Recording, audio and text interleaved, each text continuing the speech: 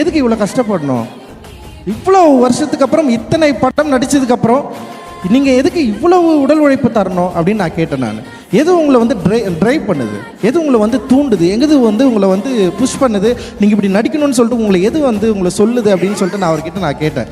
அப்போ அவர் வந்து அப்படி இல்லை, ஆக்டிங் பற்றி அப்படியெல்லாம் பயங்கரமாக சொன்னார். பட் ஆனால் எனக்கு என்ன தோணுச்சுன்னா, தங்கலான் படத்துக்கு அப்புறம் வந்து அவருக்கு இந்த சமூகம் தர வேண்டிய ஒரு மரியாதையை தந்துதா அப்படின்னா வந்து நிச்சயமாக இல்லை. அவருக்கு வந்து பெருசாக அங்கீகாரம் யாருமே தரல. ஏன்னா ஒரு படம் வணிக ரீதியான வெற்றி இல்லை அப்படின்ற இடத்தோட ஒரு நடிகனுடைய நடிப்பு நின்றுதா அப்படின்னா எனக்கு ஒரு பெரிய கேள்விக்குறியே இருந்தது. அண்ட் தங்கலான் படத்தில் அவர் நடித்தது வந்து எந்த விதத்திலையும் குறைவில்லாதது. ஒருவேளை வந்து டிரெக்டராக நான் வந்து அந்த படத்தை கரெக்டாக மக்கள்கிட்ட கொண்டு போய் சேர்க்கறது என்னுடைய மொழி வந்து சிக்கலாக இருந்திருக்கலாம். பட் அந்த தங்கலான் கதாபாத்திரத்தில் சியான் விக்ரம் ஏற்று நடித்த அந்த உடல் மொழி இருக்குல்ல, அது பயங்கர எக்ஸ்ட்ராடினரியான ஒரு